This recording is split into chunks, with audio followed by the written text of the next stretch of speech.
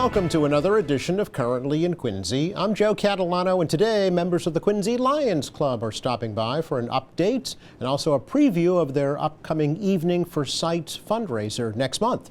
First, though, as always, we take a look at the weather and the news for you. Currently in Quincy, we have some sunshine out there. It's rather brisk and breezy. 47 degrees right now. Temperatures will top off in the upper 40s. That wind's got a bit of a bite to it today, though. Temperatures this evening drop off into the lower 30s. Nice day tomorrow with sunshine, just a few high thin clouds. Highs tomorrow in the upper 40s. A little warmer here on Wednesday with a mix of sun and clouds. Highs Wednesday in the low 50s. Some showers Wednesday evening into early Thursday morning, then turning much cooler for Thursday. A mix of sun and clouds. Highs Thursday only in the low 40s, and we're down into the mid 20s by Thursday evening. So a little bit of winter chill returning here later this week. But right now, partly sunny, 47 degrees in Quincy.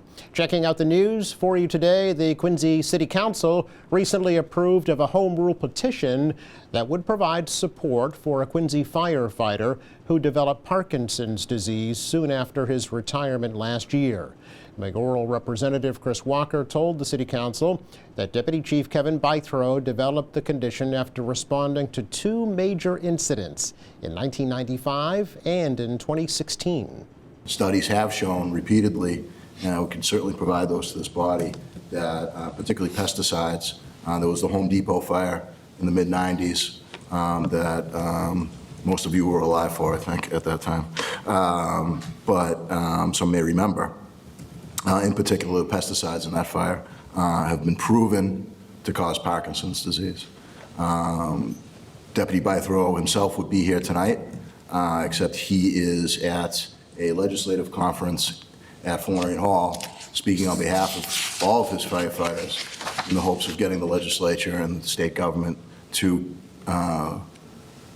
permanently include Parkinson's disease among the environmental risks that firefighters face every day. So we are proudly submitting this. We certainly owe this to Deputy Bythrow. So the home rule petition would provide Bythrow with an annual pension and cover any health-related costs not covered by his private health insurance. It would also provide a death benefit to his spouse if the cause of death is Parkinson's disease. The measure does require approval from the state legislature and the governor. Spring means dog license renewals and rabies vaccinations, and here in Quincy, it starts today. City Clerk Nicole Crispo says dog license renewals begin in her office today, and a rabies vaccination clinic is coming up next month. You can come up and register your dog. Please have proof of rabies. If you don't have that information, certainly your vet does, or you can call our office. If the dog has previously been registered here in the city, we have that information, and you can call our office at 617-376-1135, 1136. Also, on April 6th, Saturday, from 10 to 1, we'll have our rabies clinic down at 1 Marymount Parkway at the Parks Department, Park and Rec. You can go there and register your dog and get your dog shot. $10 for the shot, $10 for the license, and that is cash or check. Cards went in the mail today to remind people to re-register your dog. There's a 3-year and a 1-year rabies shot available. Crispo says state law does require that any dog older than 6 months is required to have a license. Now, in honor of Women's History Month, 5 Quincy women were recently honored during a Remember the Ladies presentation and tea held at Quincy High School. The city recognized the Quincy Art Association's Linda Santoro, business owner Karen Smith from Karen's Corner, Doris Cox, the CEO of Bay State Community Services, former Quincy School Committee member and Assistant District Attorney Barbara Isola, and Southwest Middle School Principal Courtney Mitchell. Mitchell spoke about women in her life that inspired her to pursue a career in education. When I think of the meaning of this award and the impact Abigail Adams has had on history, I think of many women who have been so influential in my own life, particularly in my educational journey and my career. As Abigail Adams said, the early education of youth and the first principles which are instilled take the deepest root. This quote rings true to me. As a kindergartner and second grader, I would have told you that Miss Bopp and Miss McKeever made everything in the world fun. Lessons seemed magical in their classrooms, and if you were their student, you knew you were loved. Quincy Mayor Thomas Koch said the ceremony celebrated the legacy of First Lady Abigail Adams, who famously admonished John Adams to remember the ladies. The honorees were selected from the fields of arts and culture, nonprofit, health and wellness, education, and public service. Another First Lady was in Quincy recently, the First Lady of Sierra Leone, to mark the historical connection between her country and Quincy. Dr. Fatima Mata Bio spoke at the United First Parish Church about how in front of the Supreme Court, John Quincy Adams successfully defended slaves from the Mende tribe in Sierra Leone who'd commandeered their Spanish slave ship, the Amistad. Dr. Bio said that marked the beginning of a lasting relationship between the two communities. The most famous American dream trace its origin and birthplace from Quincy. For Quincy and Sierra Leone to be in a relationship, there must be something that both share, which they would want to maintain, celebrate, and inspire or impress others with. Furthermore, the relationship needs to keep going. This is where my acknowledgement and appreciation for the Adams National Park come. They are always finding time to coin or come up with something that will bring the two nations together to reignite and rekindle the special bond between Quincy and Sierra Leone. Quincy, like Sierra Leone, very much cherish this relationship because of the two fundamental values and morals obligations, which it all started on. Not many high-profile lawyers today in our society have the moral courage to offer pro bono service to destitutes, let alone slaves. This is what late John Quincy Adams did without a second thought. And Dr. Bio also spoke about her flagship Hands Off Our Girls campaign against human and civil rights violations against women and girls. Well, finally, congratulations going out today to the Quincy North Quincy Jazz Ensemble for winning gold Saturday in their first ever state finals competition in the Massachusetts Jazz Educators Association. The group, under the direction of Matt Kavanaugh, performed at Norwood High School. An Outstanding Musicianship Award was presented to sophomore tenor saxophonist Nathan Aronoff. Earlier this month, the ensemble also won a silver medal during a competition at Oliver Ames High School. The band will be featured at the Massachusetts Jazz Educators Association Gold Medal Showcase on May 5th at the Hatch Shell in Boston. It's our check of news for you today. Coming up, we learned about the Quincy Lions Club's Evening of Sight fundraiser. That's next.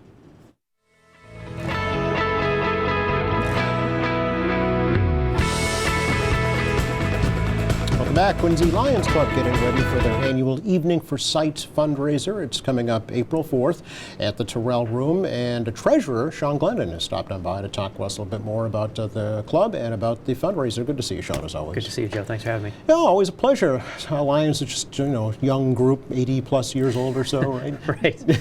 Yeah, the international group is almost 100 years old, wow. So we were pretty early in the game, actually, all things considered, yeah. From the national perspective. So tell us about the club, a little bit about Quincy Lions Club. Sure. Well, we have about 60 plus members. Actually, been having a strong membership drive this year under the direction of our presidents, Lucille Cassis and Serenity Bello, bringing in some new folks. So a little over 60 members, established over 80 years ago, as you mentioned. And, it's a group of community-spirited people that just want to make a difference in the community, try to improve the quality of life for the residents. We serve. Exactly. That's the motto, that's right? pretty all-inclusive. Yeah. That's about as vague as you can get for a Exactly. service organization. There is a focus towards helping individuals that have vision impairments, and that really goes back to the 1925 Convention of Lions when Helen Keller was a speaker, and she challenged Lions to become Knights of the Blind. Yeah. And that was just such a moving experience for folks that there was a focus ever since then for Lions to help contribute to efforts that help prevent or help contribute to eradicate preventable blindness in particular. But that We Serve motto is just, it's across the It's board. all encompassing, and Yeah. it's probably individual as to what each community needs, right? That's exactly right. And Yeah. that's the beauty of it, is that, there are Lions all over the world. There are 1.4 million Lions Wow. across the world. It's the largest service organization in the world. About 49,000 clubs in 200 countries and other geographic areas. And as you said, that's the beauty of the club, is that each one will focus on the needs of that particular community. So in some parts of the world, it's helping to clean water in some areas. Right. And on us in Quincy, we have a focus on serving the youth in large part. Yes. We do scholarships for high school seniors. We have a speech contest, a peace poster contest, things like that. And so we try to focus on things that are really going to impact the future of our population. Yes, Kids and- are 20% of the population, but 100% of the future. Well, that's And so exactly we right. try to focus on that. Yeah, and screening early on for any eye-related issues, right? That has been a major Yep. theme of our club in recent years. With the help of Lions in partnership with the Masons, we bought 2 eye screening cameras, and they look like oversized Polaroid cameras, Yes. basically, but they flash and they beep, and it's perfect for kids, in particular 7 years and under. We've been told that if we can catch certain eye ailments before the age of 7, not only can they be addressed, they can be corrected. Corrected, I mean, absolutely yeah. corrected, which is just phenomenal to think about. My own kids, all 3 of them have vision impairments. We didn't know about it Yep. at the time. My oldest in particular, when he was 3 years old, there was a screening at his pediatrician's office that picked something up. These cameras didn't exist then. If they did, it could have found it Exactly. through this screener. And, Yep. and fortunately, his pediatrician did, and so with corrective lenses, he now has 20/20 vision, which is remarkable because he was actually legally blind in one eye. Is that right? Oh, Yeah, okay. and now those are things that we can catch now Yeah. in preschool for these Yeah. kids. And we submit a form home with the parents and kind of give them a recommendation to be seen by ophthalmologist Sure. and get a formal screening done. But it's a partnership that we have with the Quincy Public Schools, Manic Community Health Center, and our own club. We do screenings throughout the year at preschools and at different community centers and things like that. What you said is interesting. It's we didn't know, and you don't know, and that can manifest itself in other ways, right?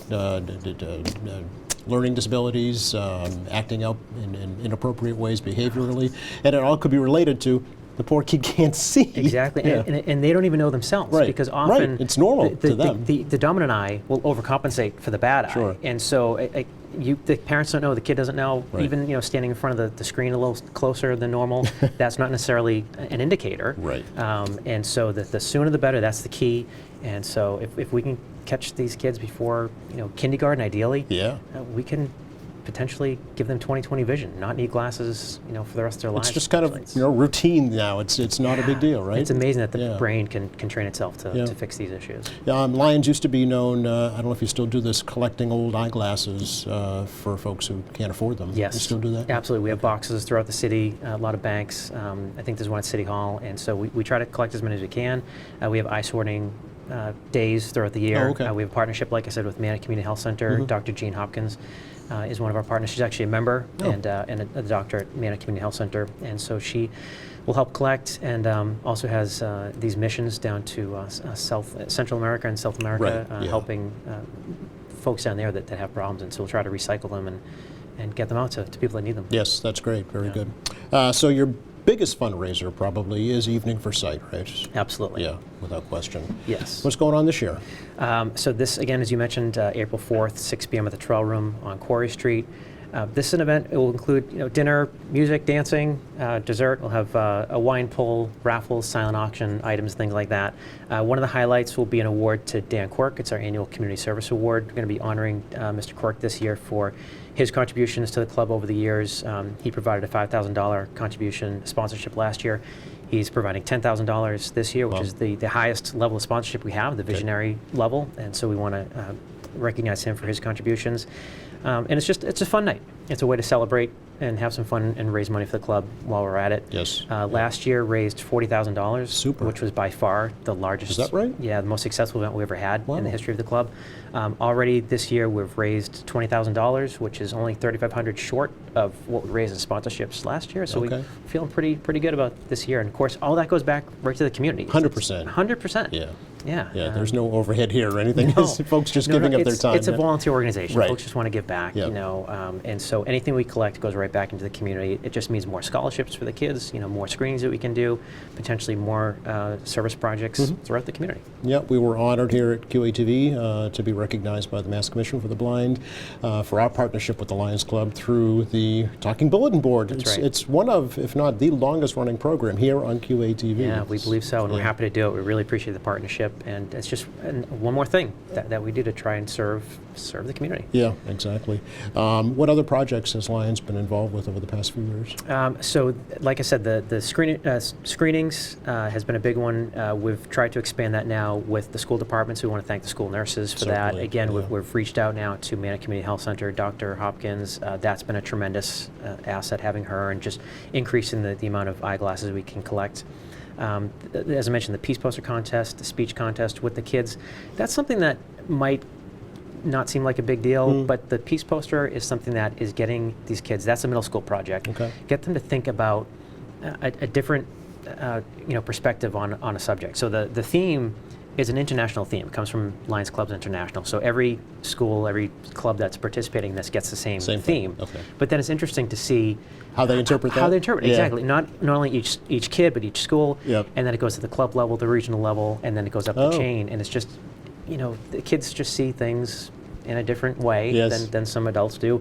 And then the same thing with the Peace Poster contest. That's something we do, the speech contest Yeah. we do at the high school level. Okay. And it's really interesting to hear what the kids have to say. There are some really remarkable students out there that put a lot of thought and effort into this, and it's just their presence and delivery is quite remarkable. Gives you hope for the future. It really does, every single year. And we say Yeah. that every year, Yeah. how impressed we are. And then next year, it's the same thing. Yeah. They're just such brilliant kids, and it's just gives you so much hope for the future, like you said, and just makes me proud to be a product of the Quincy Public Schools myself. And it's great to see what they're doing, and can't wait to see what happens with these kids down the road. Yeah, well, we should talk about, I'm sure the hope is, too, that they become members of the club eventually, right? So we should talk about how that happens. Absolutely, Yeah. yeah. So we do have an application online. It's a very simple process. The qualifications are that you submit an application, pretty much. You do have to be you're basically welcomed by an existing member. We do have that sort of process. We have a mentor, a sponsor, we call them, for everybody coming in. And it's really for the new members' benefit, because coming into a new club, you might not really know what to expect, Right. or kind of what it's all about. Right. And so we try to have that sponsorship level where you're kind of being welcomed, that you have somebody to sit with at meetings, and you're being introduced to people, Yeah. that you're encouraged to participate in service projects and contribute to fundraisers and things like that. Yeah, did the pandemic kind of put a knot in things, John, over the past couple of years? We did pretty well. We were able to continue our level of service. Some of the things that the schools were involved with, we weren't able to do Yeah. while during the remote learning. But screenings, the eye screenings, we can actually still do, Oh. because you're not. There's no physical contact Oh, with okay. anybody. You maintain a distance. Actually, the camera requires a distance of about 3 to 5 feet. Oh, perfect. And so that was pretty much Okay, right in line yeah. with that 6 foot Yeah. distance. And so just wearing face coverings allowed us to continue that. And so one of my favorite projects of the year is I go to Camp Riskinda House, this preschool associated with Eastern Nazarene College, Yeah. and I screen about 130 kids a year, and inevitably there's about 10% that so-called fail Yes, the test. yeah. And so it's just a great feeling not to have to send that form home, but the fact that we can do that Yeah. and give the parents a heads up That's one of my favorite projects. To, Oh, wow. to do every year. So it doesn't require any specialized training to use the camera? No, I did. I have been certified through Lions Clubs I see. International just to have a deeper understanding of Yeah. how the camera works, and sometimes if the lighting's not quite right or if student's not positioned, quite right, it helps to have some of that deeper understanding of how the technology see, works. okay. But it's a very simple process. It only takes a few seconds to learn it. It's essentially taking a picture of somebody without actually taking a picture. It's just- Interesting, yeah. And with the lights and the flashing, it's pretty easy to get the kids' attention. Sure. The screening itself only takes about 3 seconds. It's Okay. just once you're locked in, the camera does the rest of the work, and then we print out a summary and send it home to the parents. Yeah. And the technology of the camera is remarkable too, because it will pick up about 7 different ailments at once. And so amazing. whether it's lazy eye or anything else that's sort of associated potentially with some of those pediatric conditions. Oh, I see. It'll pick up most things that are attributed to these early learning problems. So Great. it's quite That's great. remarkable. Yeah, the cameras themselves are not inexpensive, I know, so it's nice to have that asset available Exactly. in the city. Yeah, you know, we try to keep them well maintained and protected because they're very expensive, several thousands of dollars. Right, yeah. And but they've been in use now for I think over 7 years at this point, and Yes. we've screened a lot of kids, and Yep. I think prevented a lot of issues down the road. That's great. Yeah. So where and when does the Quincy Lions Club meet? We meet typically the second Tuesday of each month, 5:30 at the Common Market. Folks are welcome. I'd love to have new members come in Sure. anytime. This month is a little different because with the fundraiser, we're not having our regular Tuesday meeting that week. But moving forward, May on, we don't meet in July and August. Take a break for the summer, but then right back at it in September. And we have made a switch to evening meetings now. We typically, in the past, we would have done a luncheon meeting, Yes. which is hard for a lot of people. Can't get out for lunch. I see, okay, So yeah. we've tried to make a switch. That was new this year, sort of doing a pilot program. Okay. And it's also once a month, that second Tuesday, whereas Okay. we would do twice a month before. And so we've noticed that once a month and at night, it's kind of encourage people Get a to better come. response, yeah, yeah. because if it's every other week, you might not I feel see. so bad. Oh, I already about went missing a last meeting. week, Yeah, so I can exactly. skip a week, yeah. When it's only once a month, Yeah. it makes a big difference. If you miss one, then Sure. you're more inclined to come again. Yep. And we try to have some interesting speakers that I come was just too. gonna ask, and yeah. the folks that provide insight and some education about what's happening in the community. Mayor Koch was just in last week to give the club an update on what's happening in the city, and he certainly always draws a crowd. We appreciate his partnership and his sponsorship over the years to the club. Sometimes we'll have folks that have a connection to another Lions Club or Right. Lions Club International, somebody that's doing something interesting in the community. We've had folks from the folks down in Marshfield, WATD, that do a similar talking bulletin board Oh, I see. type, Okay. Yep. service down there. And so we're always looking for folks to come and spread some wisdom and insight. Yes.